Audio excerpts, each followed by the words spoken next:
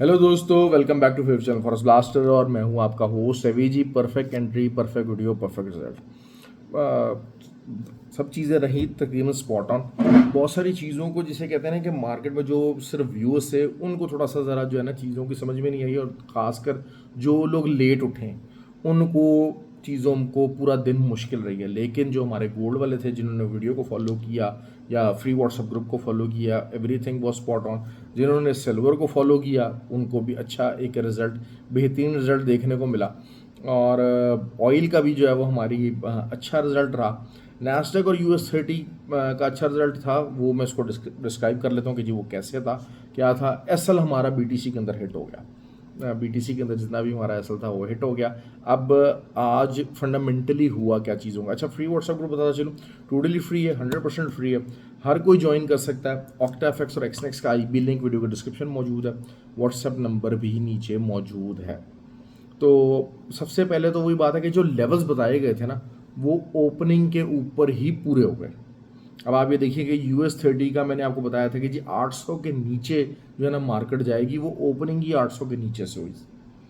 तो वहाँ पर जो हमने अपनी सेल्स की वो खोली हुई थी, और जो 800 का टीपी लगाया था वो मार्केट खुलते के साथ ही हिट हो गई। उसके बाद ऑयल की बात करते हैं। ऑयल का मैंने कहा था कि 77.5 इज़ द रेजिस्टेंस, कि यहाँ पर हम देखेंगे ऑल्दो कि ऑयल वॉज बुलिश। और बेसिकली ये क्लासिक सिनेरियो हुआ। वो क्या हुआ कि by the rumour cell the news, वो वाला सिनेरियो हुआ। और उसके अंदर जो मैं हमेशा एक बात कहता हूँ कि जो ट्रेडिंग है वो तीन चीज़ों के ऊपर डिपेंडेंट है, आपके टेक्निकल एनालिसिस, आपके फंडामेंटल एनालिसिस और आपके साइकोलॉजिकल एनालिसिस। अब साइकोलॉजिकल एनालिसिस के अंदर क्या हुआ कि पर्टिकुलरली ऑयल की बात करूँगा। ऑयल के ऊपर हम लोग जो फ्री व्हाट्सएप ग्रुप के अंदर बहरहाल मॉर्निंग के अंदर ही हम लोग सेलिंग के अंदर बैठ गए। ठीक हो गया, और सेल करते रहे, और अभी तक मार्केट बंद होने तक 81% retailers were in the buying position. तो that was really really something के जनाब। और हमें, क्योंकि हम इसको साइकोलॉजिकली इन चीज़ों को देखते हैं, फंडामेंटल एनालिसिस को देखते हैं, तो हमने ये चीज़ अपने ग्रुप के अंदर शेयर की हुई थी कि जी 80% 81% जो है वो बाइंग सेंटीमेंट रह रहा है, तो मार्केट ने नीचे ही जाना। तो हमारी जो सेलिंग थी, जो कि हमने अर्ली मॉर्निंग खोली थी, मैं हमेशा अक्सर ये बात कहता आया हूँ कि मंडे वाले दिन भाई अर्ली मॉर्निंग उठें, और ख़ासकर जब इस किस्म का एक पैनिक सिनेरियो। तो हमारे तो जो टीपीज थे वो बहुत अच्छे हिट हो गए। गोल्ड के ऊपर जो है वो वही 3404 कैसल से हमने सेलिंग ली थी, और 50 का टीपी था वो हमारा पिन पॉइंट एक्यूरेसी के साथ हिट हुआ। अब ये जो 50 का जो टीपी था, ये कम अज़ कम भी जिसने लेट भी उठा 350 से 400 पिप्स का जो है ना वो टीपी था हमारा। और उसके बाद यही बात की कि 50 जब तक क्लोज नहीं होगा तब तक the situation you can buy. तो बहुत सारे लोगों ने बाय भी किया। और उसके बाद हुआ क्या, वही चीज़ कि जब ईरान का हमला हुआ तो बेसिकली इट वाज अ ठुस प्रोग्राम। ठीक हो गया जी। और जो इंटरनेशनल मीडिया था उसने इसको बेसिकली रिपोर्ट किया कि जी ठंडा प्रोग्राम था बिल्कुल, और कोई उसके अंदर वो नहीं थी। देखिए, मैं ये बात कर रहा हूँ कि उनकी कैपेसिटी जो है वो जो है वो हैम्पर हो चुकी है इस टाइम पे। They are not in a framework के जनाब जो है ना कोई 100 मिसाइल रोज़ का मार सके। असल चीज़ ये हुई कि लॉन्चिंग पैड्स तबाह हो गए। कल मैंने इसको बहुत ज़्यादा डिटेल के अंदर कवर किया था कि लॉन्चिंग पैड्स तबाह हो गए। एक बहुत बड़ा मैसिव किस्म का जो है ना वो आउटपुट, सिग्निफिकेंट आउटपुट वो नहीं दे सकते।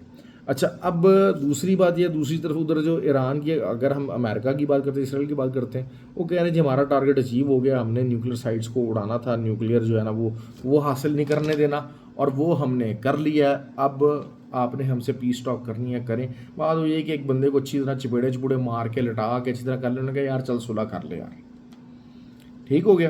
तो ये जो चीज़ है ये है डिप्लोमेसी। अब वो डिप्लोमेसी दिखा रहे हैं, उसमें ईरान का रिस्पांस कुछ ज़्यादा आया नहीं है।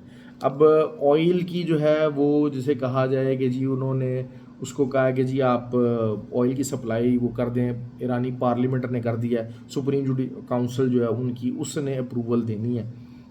कुछ मामला मज़ेदार नहीं है, कुछ मामला मज़ेदार नहीं है। लेकिन असल चीज़ यही हो रही है कि जो रिटेलर थे वो, उनको रगड़ा फेरा गया, उनको रगड़ा फेरा गया। वो ये समझ रहे थे कि जी ठीक है जी, अब ईरान जब रिस्पॉन्स करेगा तो गोल्ड विल फ्लाई। लेकिन मैंने आपको क्लियर बोल दिया था कि जी जो है वो 93 96 एक टॉप रेजिस्टेंस है, 3404 का आपका एसएल, आप इस पर से सेलिंग कीजिए। ठीक हो गया। दूसरा सिल्वर की मैंने बात की थी कि जो सिल्वर जो है वो 36.36 जो है वो आपका एक रेजिस्टेंस एरिया है, तो 36.35 तक मार्केट गई, 3035 तक मार्केट गई, और उसके बाद मार्केट ने 36 को सपोर्ट बनाया हुआ है, तो उसको अभी आगे जाके कवर करते हैं। बीटीसी के अंदर हमारा एसएल हिट हो गया ऑब्वियसली, क्योंकि रिस्पॉन्स इतना तगड़ा नहीं आ सका, एक रिट्रेसमेंट आनी थी, वो रिट्रेसमेंट आई है बीटीसी की। तो लेट्स सी इंशाल्लाह कल क्या उसको हम कवर कर सकते हैं। नैस्डैक और यूएस 30 गैप डाउन ओपनिंग थी, जो एरियाज उन्होंने बताए थे एग्जैक्टली वहीं तक मार्केट गई, कि मैंने आपको कहा था कि 21,350 तक मार्केट जाएगी, तो नैस्डैक की ओपनिंग ही वहीं से हुई। तो जो लेवल्स थे वो मीट हो गए, आप इस चीज़ को समझें कि जो लेवल्स जो बताए गए थे वो ऑलरेडी वहाँ पर मीटअप हो गए मॉर्निंग के अंदर, और फिर उसके बाद आ गई रिटेलर एक्टिविटी। अब रिटेलर एक्टिविटी के अंदर रिटेलर तो ज़िबा होने के लिए तैयार बैठा हुआ है, अब इस टाइम पे यही हुआ है चीज़। तो अब असल चीज़ क्या होने वाली है, ईरान बेसिकली बहुत ज़्यादा बैकफुट के ऊपर जा चुका है, बहुत ज़्यादा बैकफुट के ऊपर जा चुका है।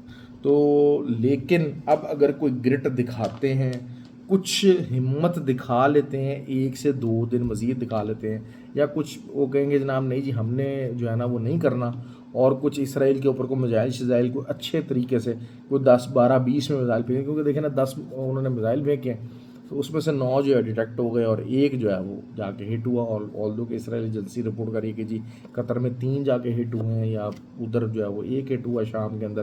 तो बहरहाल ये इतना कोई रिस्पॉन्स नहीं है, क्योंकि असल चीज़ वही है कि जंग होती है भाई जब 2 पहलवान लड़ते हैं, फेंटा होता है जब एक पहलवान जो है ना एक बेचारे कमज़ोर को कुटता है। बेसिकली सिचुएशन ये आ चुकी है। और बात वही है कि जो 1968 की बात है ना कि भाई हम इसराइल के ख़िलाफ़ तो लड़ सकते हैं, अमेरिका के ख़िलाफ़ नहीं लड़ सकते। सिचुएशन इस टाइम पे यही है, इसराइल के ख़िलाफ़ ये जंग चलती रहती है, इसराइल को आपने अच्छी टक्कर दे लेनी, सब कुछ दे लेते हैं। अमेरिका के पास जो एक रिसोर्सेज है, एक अबंडेंस है, वो बहुत ज़्यादा है, क्योंकि अमेरिका जो है ना वो कभी भी थ्रेटन नहीं हुआ। America has never been threatened actually. ये जो चीज़ है ना ये बड़ा मामला है। लाइट फिर चली गई है तो मुझे बहरहाल अपनी जो है ना वो स्लाइड को यूज़ करना पड़ रहा है।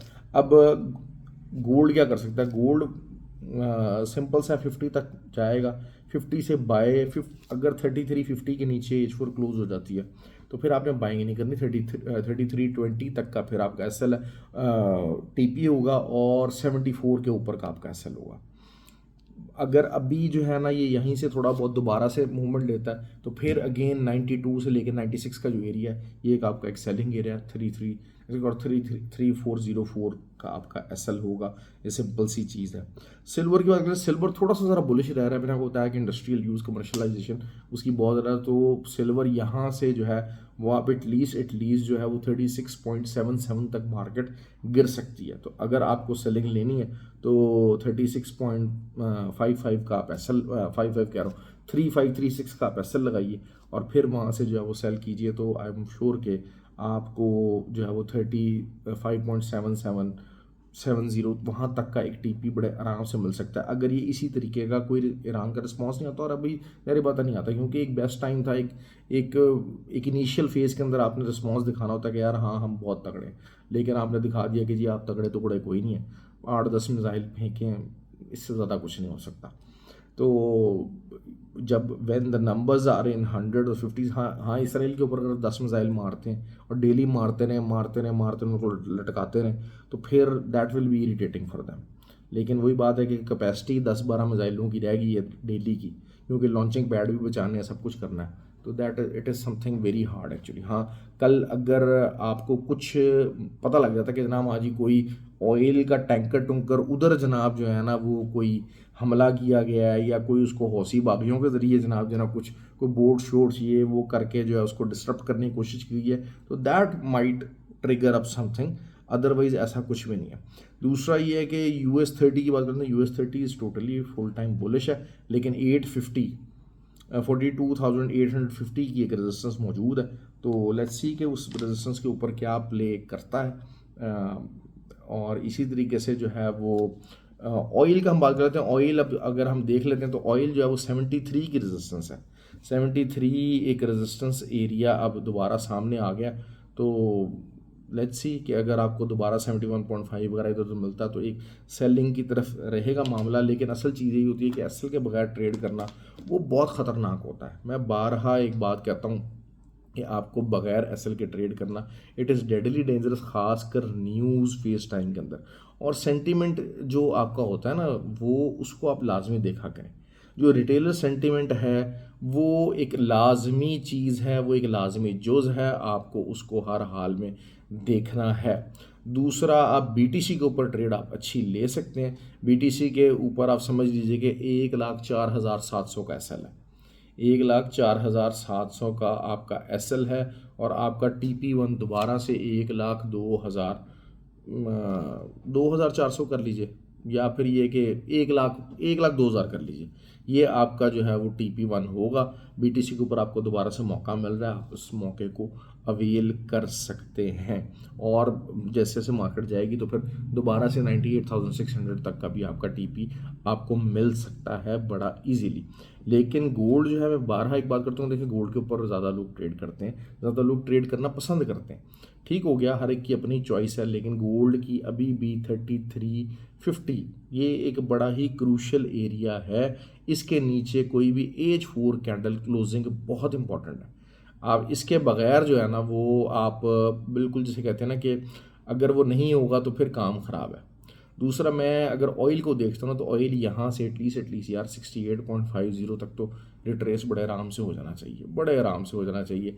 और फिर वहाँ से अगर आपको सेलिंग वगैरह लेने का शौक चढ़ रहा है तो आप ज़रूर उसको देख सकते हैं। लेकिन यही बात है कि असल चीज़ ये है कि काफ़ी ज़्यादा बुरे तरीके से गिरा है। और नीचे जो ऑयल की जो एक प्रॉपर सपोर्ट थोड़ी सी आ रही है वो तकरीबन 66 की आ रही है, या 65.8 की कर लीजिए।